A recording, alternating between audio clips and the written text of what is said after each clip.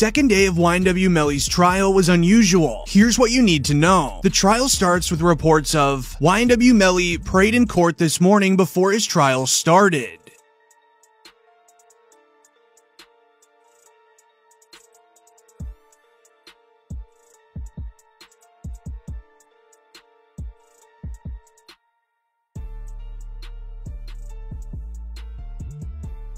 However, it wasn't until the first recess where we noticed unusual activities by YNW Melly, with videos going viral of Melly acting strange in the courtroom.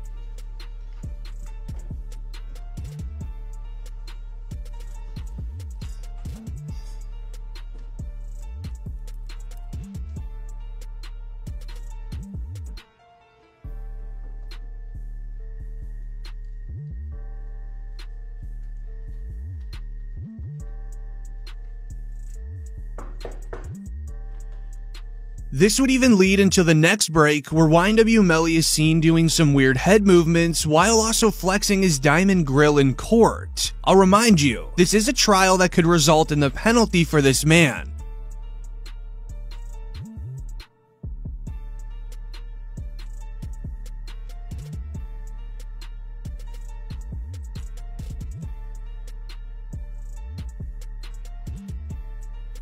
However, things continued to look rough for YNW Melly, as we would see reports of YNW Melly seen smiling in good spirits in court as his trial starts today.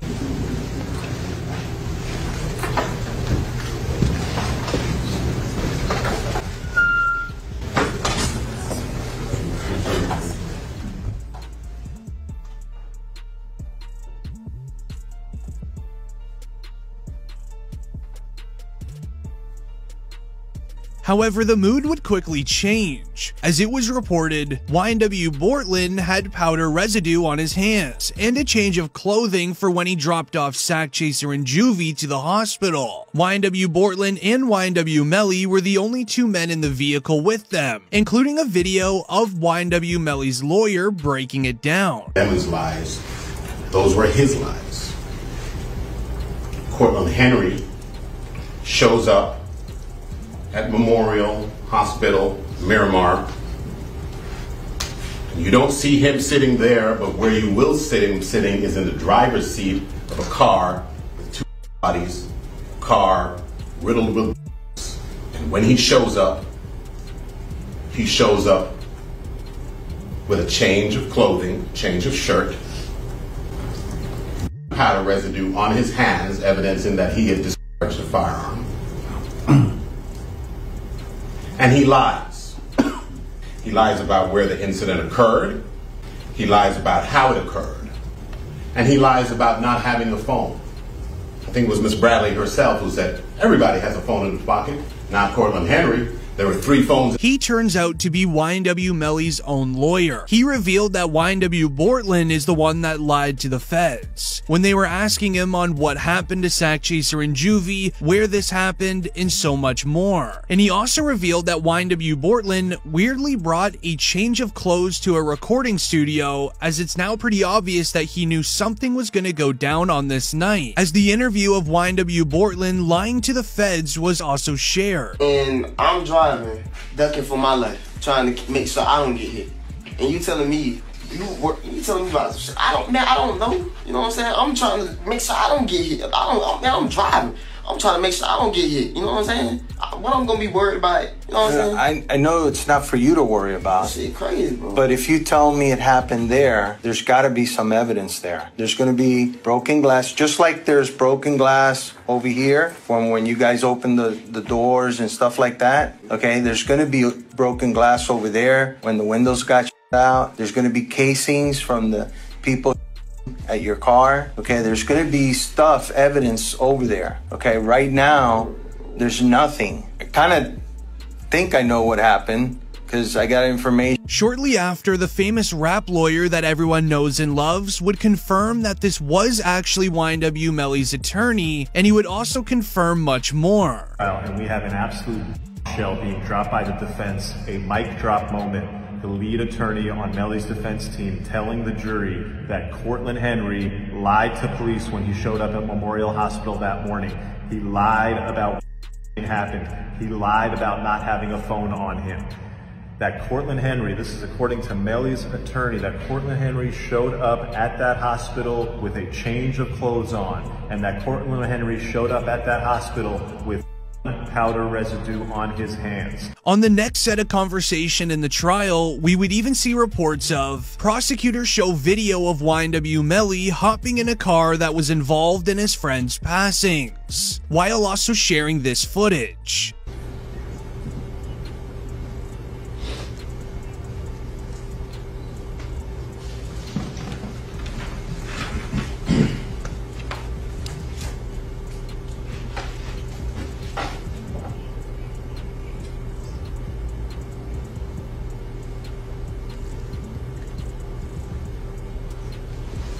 Excuse me, you're able to see?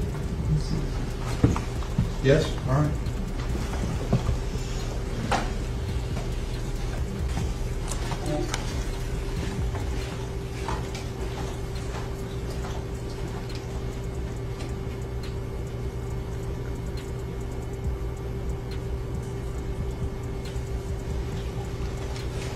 However, this is where things would turn strange, as when this video clip was being showed to the courtroom, we would see YNW Melly as well as his other attorney chatting and laughing in the courtroom. Thomas?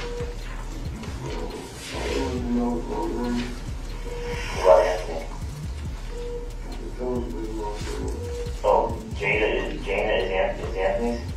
What about Chris's?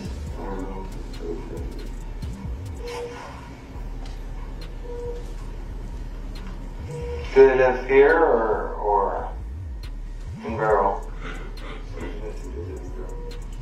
The mom? Who lives with you at 18521 Southwest 44th Street? Which is pretty strange behavior for the type of seriousness in a trial such as this. When YNW Melly and his lawyer was done laughing and joking around, the next conversation topic would be presented. This would be, what was YNW Melly and Bortland doing for the 40 minutes after Juvie and Satchaser's passing, where they sat in a parked vehicle, not moving or doing anything. What we learned was after the crime was committed, Bortland and Melly sat around for 40 minutes. YNW Melly used that time to make the car appear as if it went through a drive-by, which would be their excuse when Bortland drove them to the hospital. But he also used this 40 minutes, as it was shared. Prosecutors say Fredo Bang picked up YNW Melly after the incident, involving YNW Juvie and YNW Satchaser, revealing that YNW Melly was using this time to make a few phone calls, asking for somebody to pick him up. And Chris Thomas are. So what you're also going to find out is while Mr. Devins is out there on the side of the road, 4 in the morning, 4:42 specifically, he sends a drop pin, digital homing beacon, to his current location, to one of his friends, Frederick Givens. Frederick Givens is also involved in the music industry, and he asked to be picked up. Frederick Givens then, about 11 minutes later, is sent another drop pin where Mr. Devins has moved a couple of meters. What you're going to find out as well, though, is these digital leashes, they have more than just phone calls. Now knowing what YNW Melly was doing, YNW Bortland was using that 40 minutes to change his clothing into the fresh new clothes that he brought mysteriously with him for this night. He also used this time to try to create an excuse on why Juvie and Satchaser had just sadly passed. Now with all of this case-breaking evidence being shared in the courtroom, it would go to recess, which is when rap OG Boosie would react, sharing this to his Instagram.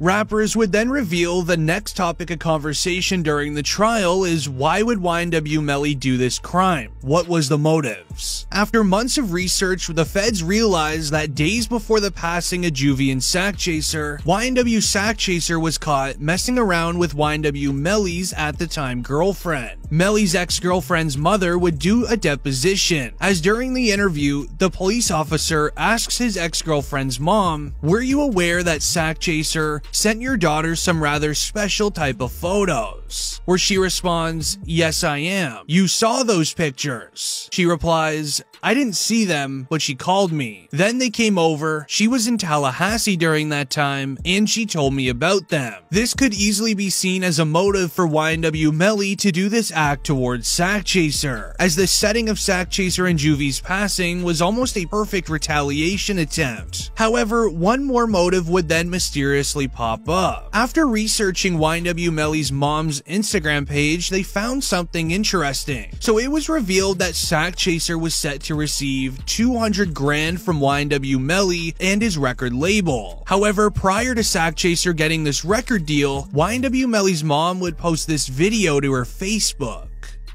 Show me text messages from Sakchaser, all her friends, and all these people. Like, he's about this life. But I'm saying, like, who you ever out at? What you ever did? You couldn't even take charge. If you don't sit your down and don't ever come for me, because my credentials is real. It ain't even a joke.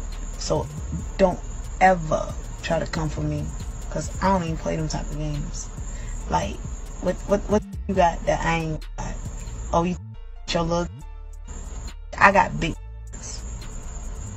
At the end of the day, Melly is my child. This would go on to create a real mystery for law enforcement. To find answers on why Melly's mom said this online, the police would attempt to subpoena 300 Entertainment, the record label that was trying to sign YNW Sakchaser. However, the detectives explained that the company refused to honor our subpoena. Now, the feds would have to go on to ask YNW Sakchaser's mother, Jana Thompson, to expand on the record deal and $200,000 payment during a March 2022 deposition. Though she specified she didn't know exactly who the alleged payment was from or what it was even for, she said that her son Sakchaser reached out to her a few days before he sadly passed, where she said, and I quote, "My son hysterically called me," she said. "He was very concerned about my whereabouts. He was concerned about his sister's whereabouts. He just seemed very concerned, like something is gonna happen to us. And then he told me he would not get his money."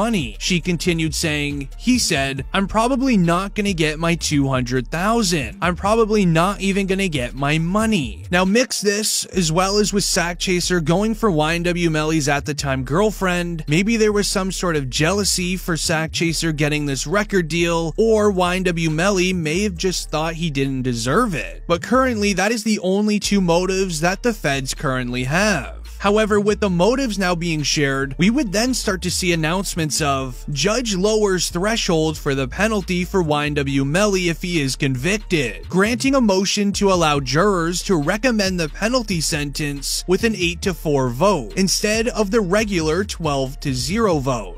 Around a year ago, the entire rap world was celebrating the fact that the penalty was taken off of the table for YNW Melly. Worst case is he was gonna face life inside a prison. However, now on the first day of trial, the judge decides to put it back on the table and make it really easy to happen. Then to follow it up in court, new paperwork was released sharing something even more concerning. The headline of the new papers filed by YNW Melly's lawyers state, "Motion to request enforced discovery cutoff," with details stating, on or about April 10th, 2023, jury selection on this matter commenced. On April 14th, 2023, the state of Florida filed an 18-page report pertaining to forensic testing on the vehicle subject matter to this case. Then again on May 12th, 2023, the state of Florida filed supplemental discovery, adding 3 new witnesses. Then again on May 12th, 2023, the state of Florida filed a 68-page report on the crash date system in the vehicle where YNW Sakchaser and Juvie are believed to have been affected in, along with 2 additional supplemental reports authored by Detective Williams. lawyers. This is all very concerning. For context, right when the jury was selected and trial was ready to begin, the feds slammed a 68-page report full of evidence on YNW Melly to the judge. This gives Melly's lawyers now zero time to create defenses for Melly. A very good comment on this report would go viral. It states, "They are trying to make YNW Melly run out of money. They always do this to people that have reputable lawyers that cost a lot of money. You are not going to beat this case if you cannot afford the good lawyer anymore. Melly's been having to pay for that extremely expensive lawyer for the last 5 years, and he hasn't been able to go out and make more money. I don't think Melly's innocent, but he does deserve a fair trial." Thankfully, according to Melly's team, they believe they have the great defenses on his side to actually win this case. He built a real great solid team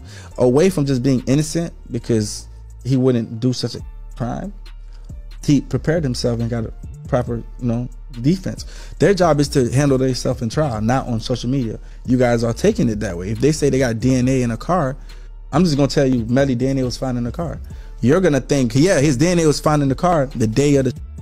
Oh, he jumped in a car and his DNA was in the car. He did it, okay? But you're not gonna put the fact that this was his car for 6-7 months on those documents and dockets and just automatically be like, yo, he's fried. You don't even know what the defense is. You don't even know what the rebuttal is. You don't even know why that situation occurred. You hear ballistics flying, you don't know what the defense is. You hear this, you hear that. You get what I'm saying? I'm gonna be honest.